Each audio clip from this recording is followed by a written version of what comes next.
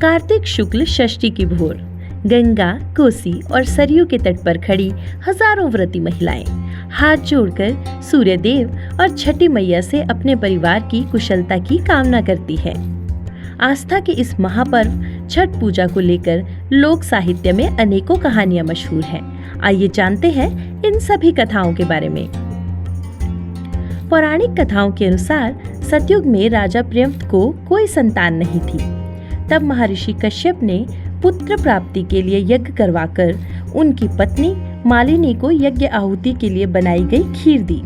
इससे उन्हें पुत्र प्राप्त हुआ, लेकिन किसी कारणवश वह मृत पैदा हुआ। राजा प्रियव्रत पुत्र को लेकर शमशान गए और पुत्र वियोग में अपने भी प्राण त्यागने लगे। उसी समय ब्रह्मा जी की मानस पुत्री देवसेना प्रकट हुई और उन्होंने कहा कि षष्ठी के छठे अंश से उत्पन्न होने के कारण मैं षष्ठी देवी कहलाती हूँ और समस्त जगत के शिशुओं की रक्षिका हूँ। ऐसा कहकर उन्होंने मृत बालक के सिर पर हाथ रखा और वो पुनः जीवित हो उठा।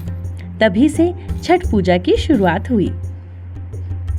एक अन्य कथा अनुसार च्यवन ऋषि की आंखें उनकी पत्नी सुकन्या द्वारा गलती से तिनका चुभ होने के कारण फूट गई थी।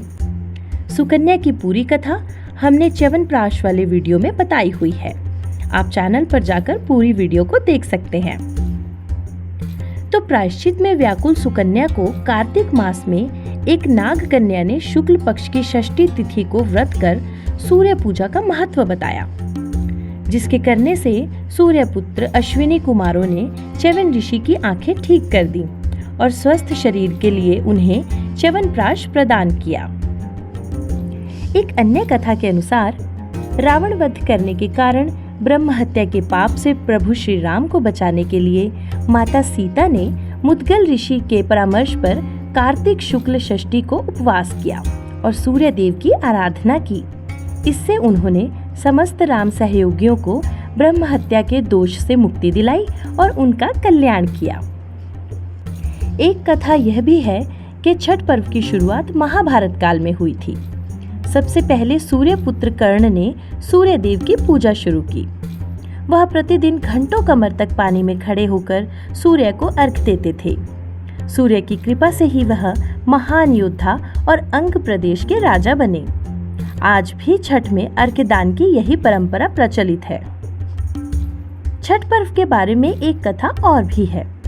इसके अनुसार जब पांडव अपना सारा राजपाट जुए में हार गए, तब वनवास में द्रौपदी को ऋषि धौम्य ने इस कार्तिक शुक्ल छठ के व्रत का उपदेश दिया था।